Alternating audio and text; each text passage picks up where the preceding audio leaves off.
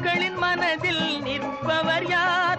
மாபெரும் வீரர், மானம் காப்போர், சரித்திரம் தனிலே நிற்கின்றார். மாபெரும் சபைகளில் நீ நடந்தால் உனக்கு மாலைகள் விழ வேண்டும்.